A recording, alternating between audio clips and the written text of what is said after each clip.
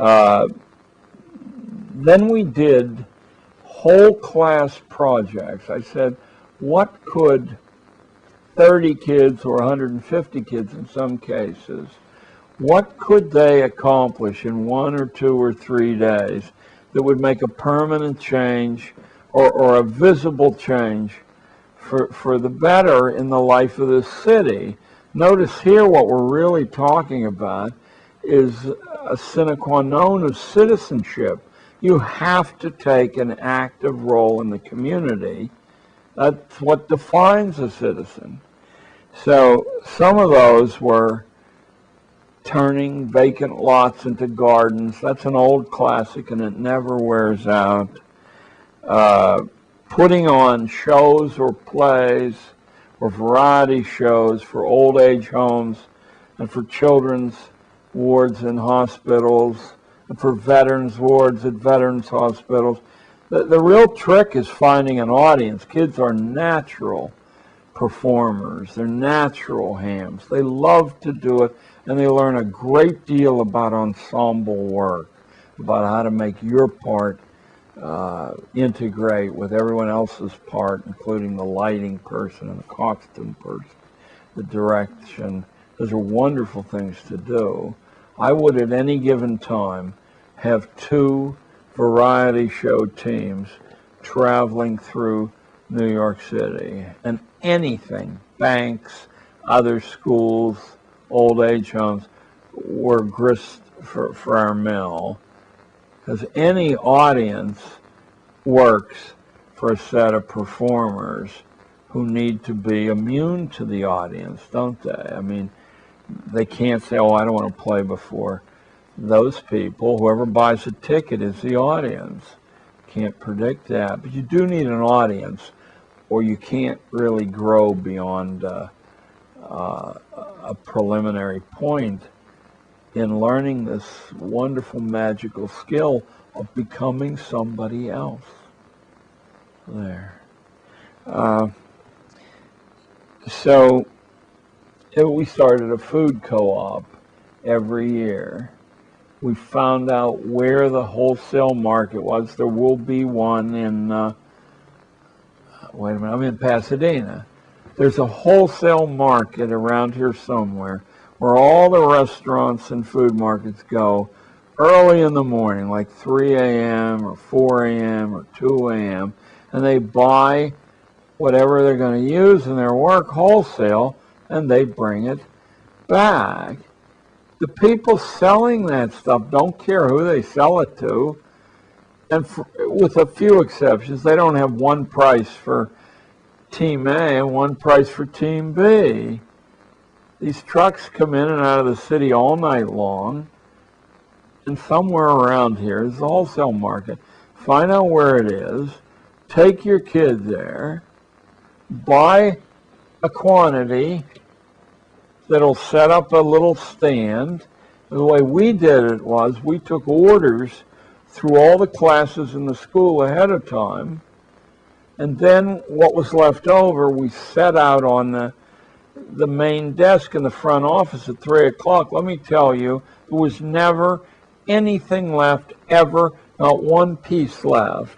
Most of the stuff was pre-sold, of course, because you can offer people about a 20% break on their food raw materials, and it's much fresher than if you pick it up through a food market, because they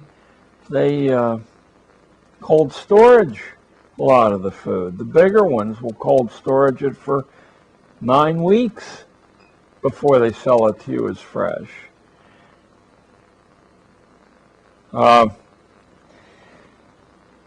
I insisted on substantial community service 1 day a week, and that almost invariably was alone. In some of these applications, you do not want a culture of children traveling together, because then the experience is muted severely by the protective insulation that running around with a group of friends do. So I did the bookings at first, but I said you can always book yourself and replace the placement that I got for you. So my kids 1 day a week would be scattered all over the 300 square miles of New York City. And if you say, wasn't that dangerous? Couldn't hold a hair, how dangerous it was just to be in the school.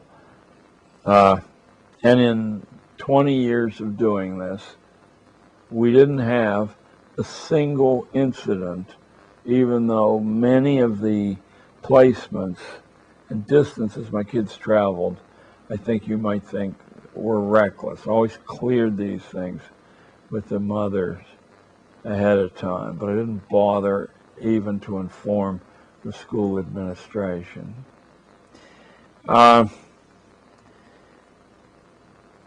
Parent partnerships on school time. Now, if you're homeschooling and you're watching this, this is what you do all the time. But in the position I was in, I saw that the institution of forced schooling had as one of its logics that you would weaken the connection between the student and their family. So I tried to create a remedy for that. I said you can always book yourself out of all your school classes for a day or two by drawing up a partnership with your mother or your father or your grandfather and setting out to explore some part of the city and to produce some understanding or some service or whatever. What you have to do is design an application, and I'll be as fair as I know how to be. If it looks to me that that was the equivalent or more of what I would have asked and expected from you in the days you were there, off you'll go.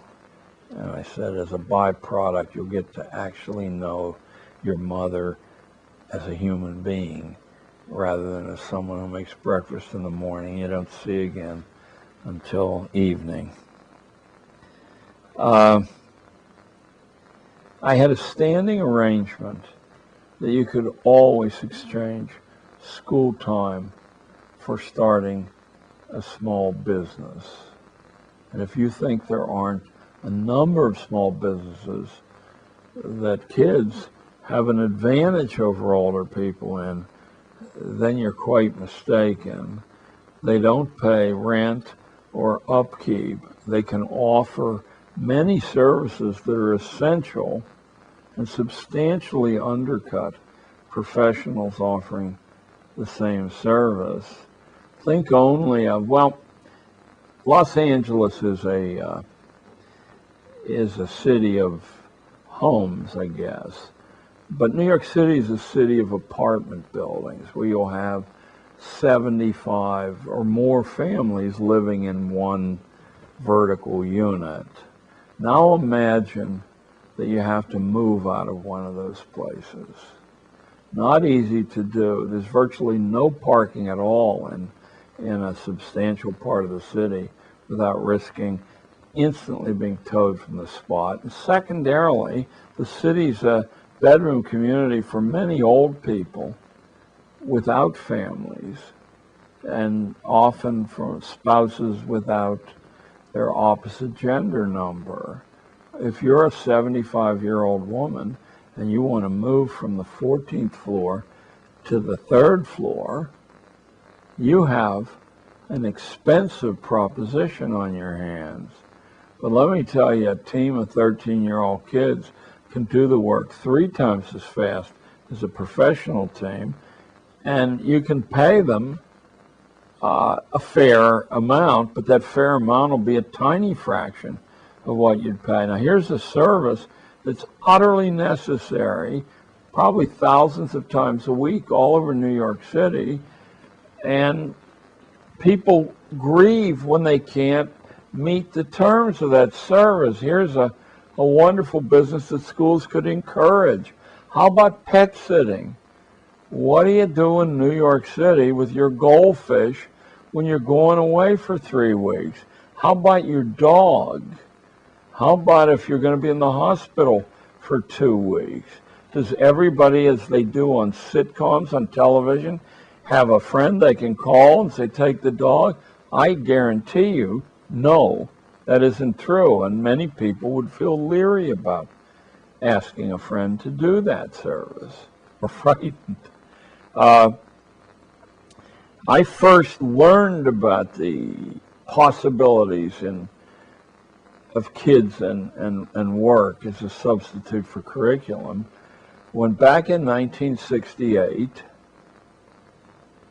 I learned of a 13-year-old boy who was making $26,000 a year walking dogs, except he never touched a dog. He booked the dog walking. He hired school kids to do the dog walking. He trained them how to walk 2 or 3 dogs at the same time with one of those little appliances. And he took, I think, 50 cents a dog. At the time, his father was a postal clerk, I think making $15,000 a year. Remember, it was 1968, it's 35 years ago. And his mother had some other low-paid income. The 13-year-old boy was making more than his mother and father put together.